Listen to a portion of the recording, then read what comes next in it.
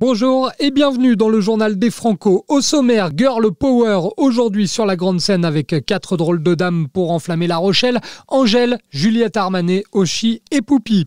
Un hommage au géant de la chanson française, Monsieur Léo Ferré, sans oublier le traditionnel feu d'artifice du 14 juillet.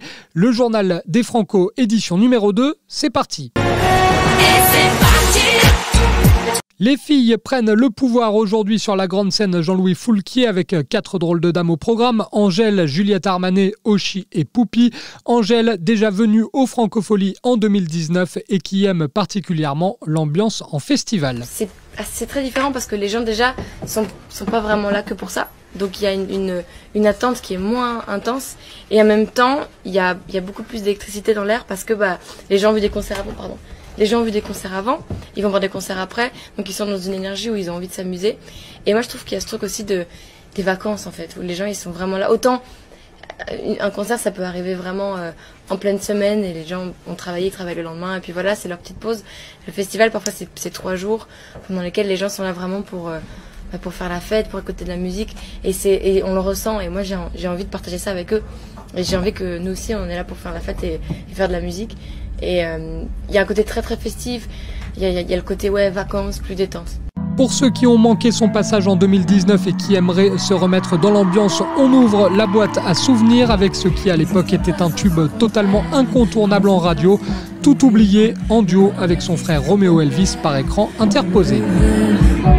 Enfin je commence à douter d'en avoir amoureux. Et si l'envie parfois je me sens obligée.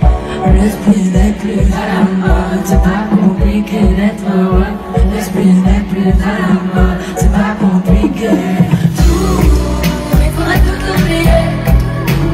Pour y croire, il faudrait tout oublier. On joue, mais là j'ai trop joué. Ce bonheur, si je l'avais, je l'aurais. N'existe pas sans son contraire. Je n'ose même le sentiment.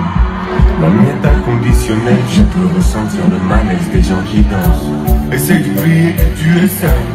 Vieux souvenirs comme la DSL. Et si tout le monde t'a délaissé, ça s'est passé après les sols. Il faudrait tout oublier. Le Grand Théâtre de la Coursive aura lui l'accent québécois ce soir avec Pierre Lapointe et Patrick Watson. Sur la scène Rochelle-Océan du Jardin Bobinec, place à la Daniva. Les Louanges et Icône. Enfin, à l'École d'Or, c'est l'actrice Emmanuelle Béard qui viendra raconter à 17h les chansons qui ont marqué sa vie et sa jeunesse dans le programme intitulé « J'ai la mémoire qui chante ».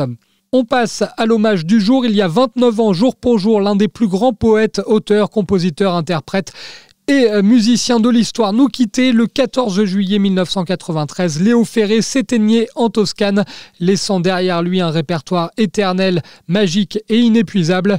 Léo Ferré qui restera à jamais dans l'histoire des Francopholies avec en 1987 l'un des plus grands coups de gueule de l'histoire du festival. Taisez-vous!